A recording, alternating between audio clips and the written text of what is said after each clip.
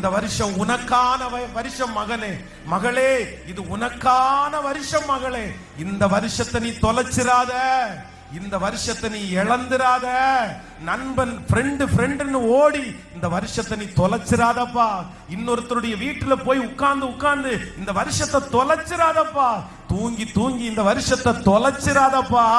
நீ யாரோ ஒருத்தருக்கு பின்னாடி போய் இந்த வருஷத்தை தொலைச்சிராதப்பா. போனை பார்த்துட்டு உட்கார்ந்து இந்த வருஷத்தை நீ தொலைச்சிராதப்பா. யாரோ ஒருத்தரிடத்துல பேசி உட்கார்ந்து இந்த வருஷத்தை நீ தொலைச்சிராத. இந்த வருஷம் தலையெழுத்த மாத்துறதற்காக ஏசப்பா கூட்டி கொடுக்கிற வருஷம். இந்த வருஷம் வாழ்நாள கர்த்தர் சிறக்க பண்ணுகிற வருஷம்.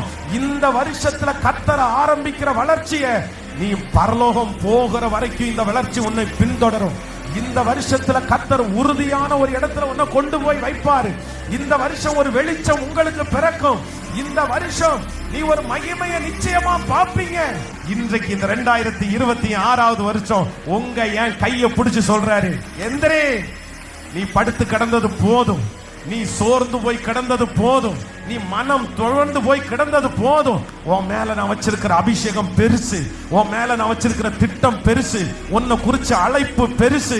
எத்தனை தூரம் பிசாசு உன்னை பின்னாடி கொண்டு போனாலும் உன்னை நான் விடமாட்டேன். இன்றைக்கு இந்த ஜெபத்திற்கு உங்களை கொண்டு வந்ததுக்கு ஒரு நோக்கம் உண்டு. இந்த சத்தத்தை கேட்க பண்ணதுக்கு ஒரு நோக்கம் உண்டு. மகனே, நீ ஆயத்தமா வரலன்னு எனக்கு தெரியும். நீ சும்மா இந்த இடத்துல வந்தேன்னு தெரியும். ஆனா ஏசப்பா அவனுடைய பெரிய திட்டம் தான் உன்னை இந்த இடத்துல கொண்டு வந்திருக்கு.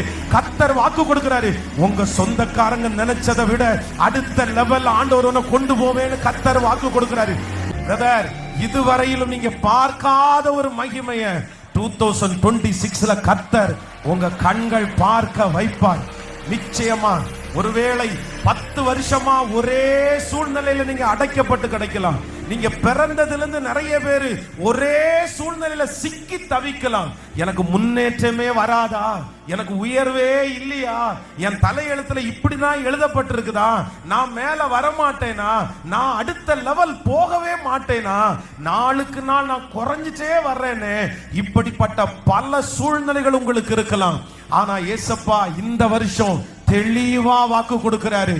நிறைய பேருடைய வலது கரத்தை ஏசப்பா பிடிக்கிறத நான் பார்க்கிறேன்.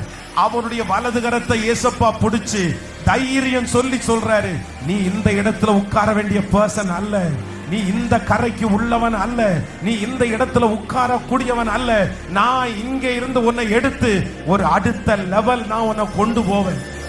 அடுத்த ஒரு மகிமைக்குள்ள நான் உன்னை கொண்டு போவேன்.